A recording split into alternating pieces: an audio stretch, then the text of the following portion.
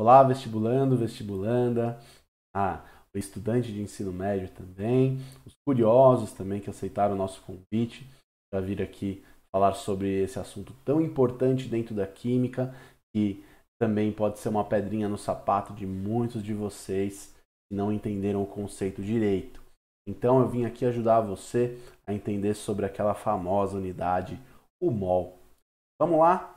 Então, gente, alguns minutinhos aqui a gente vai conseguir clarear bastante a sua cabeça. Primeira coisa que eu queria falar para você é deixar claro para você qual que é o significado dessa palavra, tá? E qual que é a utilidade, para que a gente vai utilizar o mol, tá?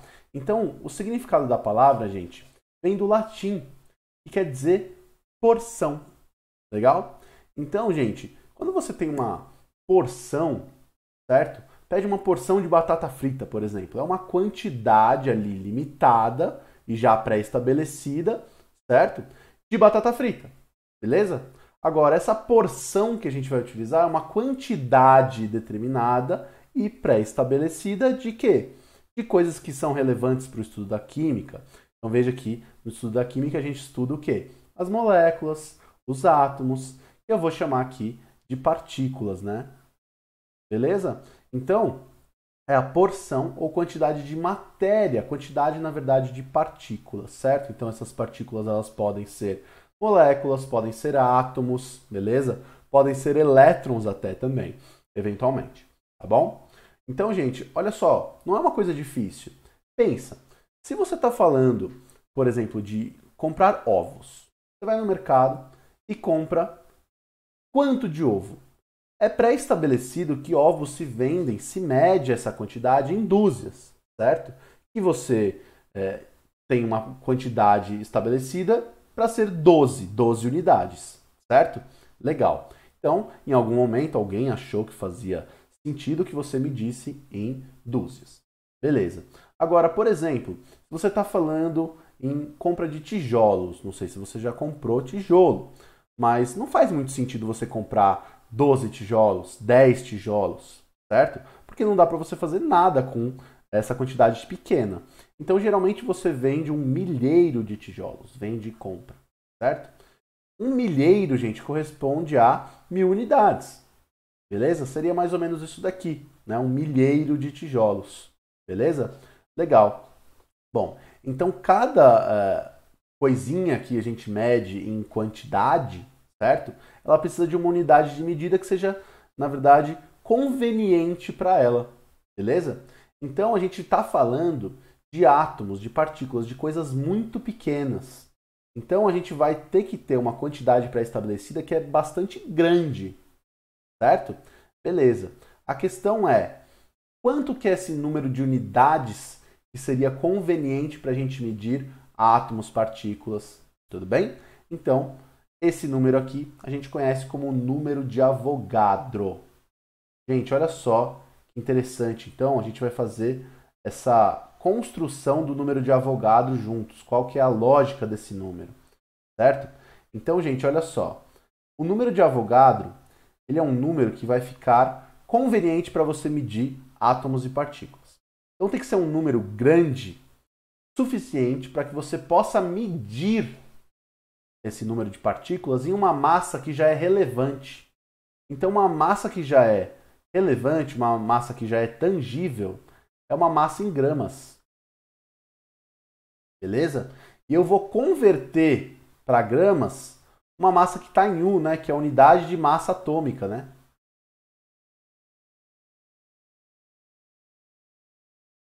Tranquilo? Então, olha só, veja a lógica.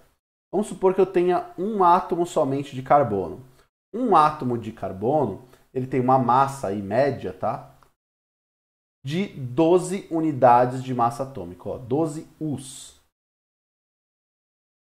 Beleza? Legal. Agora, esse número de Avogadro, essa quantidade, essa porção de partículas, que eu chamei de Na aqui, ó, é uma quantidade de átomos de carbono e para mim é muito relevante, muito conveniente que ela pese 12 gramas. Olha só que genial, gente. Então, se eu colocar aqui uma quantidade que tenha essa massa de 12 gramas, que é numericamente igual, veja, numericamente, tá? Não é que é idêntica. É uma quantidade muito maior de átomos aqui, tá? Fiz aqui várias bolinhas, mas assim, são muitas, tá? Que teria esse número de massa coincidente, porém em gramas, que é uma unidade que você já consegue medir. Legal? Agora a questão é quantos? Então, você acha que são aí 1000 átomos? 1 milhão de átomos? Não, ainda é pouco, gente. Lembra que o átomo é uma coisa, ó, muito, muito pequena, quase inimaginavelmente pequena. Então você precisa de um número muito grande. E é aí que você chega naquele número de Avogadro, a constante de Avogadro, que é um número muito grande, muito famoso, que é o 6 vezes 10 a 23. Veja quanto que vale esse número, gente. É um 6 seguido de 23 zeros, né? Então seria aí 600 septilhões de átomos. É uma quantidade muito grande, tá? Isso é importante ficar claro. Legal, gente. Então, olha só. Esse 1 mol, ele vai corresponder sempre a essa quantidade de partículas. Beleza? Porque essa vai ser a nossa quantidade conveniente para medir. Olha só.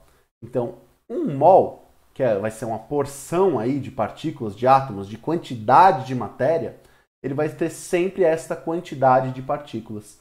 6 vezes 10 a 23. E olha só as consequências disso aqui, gente. A gente pode medir a massa de qualquer amostra, qualquer quantidade de matéria, e prever qual que é o número de átomos nela. Olha só. Então, não interessa se a sua espécie química é átomo, é molécula, é fórmula, no caso de composto iônico, né? Você vai poder fazer essa mesma lógica para massa molar. Então veja, no slide passado a gente pegou o átomo de carbono, que tem a massa de 12 Us, né? 12 unidades de massa atômica. E a gente viu que se eu pegasse 6 vezes 10 a 23 átomos, eu teria 1 mol, certo? Que tem a massa de 12 gramas. Então esses 12 gramas é a massa molar desse cara, é a massa de 1 mol. Veja, gente, massa molar é a massa de 1 mol. Então eu posso escrever assim, ó. O carbono tem um valor de 12 gramas por mol. Veja que a unidade te fala tudo, gente. Olha só, 12 gramas por mol, quer dizer, naquela quantidade de 1 mol de carbono, né, de átomos de carbono, tem uma massa de 12 gramas. Legal? Beleza, isso serve para outros átomos? Serve. Olha só, o hidrogênio aqui, ó. Um átomo de hidrogênio pesa 1 U, uma unidade de massa atômica. Se eu pegar 6 vezes 10 a 23 átomos, que é aquela porção que corresponde a 1 mol novamente, ó, eu vou ter o quê? Uma massa de 1 grama. Olha que conveniente isso daqui, gente. E aí, ó, você vai ter como escrever assim, ó. O hidrogênio tem um valor de 1 grama por mol de massa molar. Beleza? Quer dizer, 1 mol dele pesa 1 grama. Legal? Então essa é a massa molar. Serve para moléculas também? Logicamente serve. Olha só.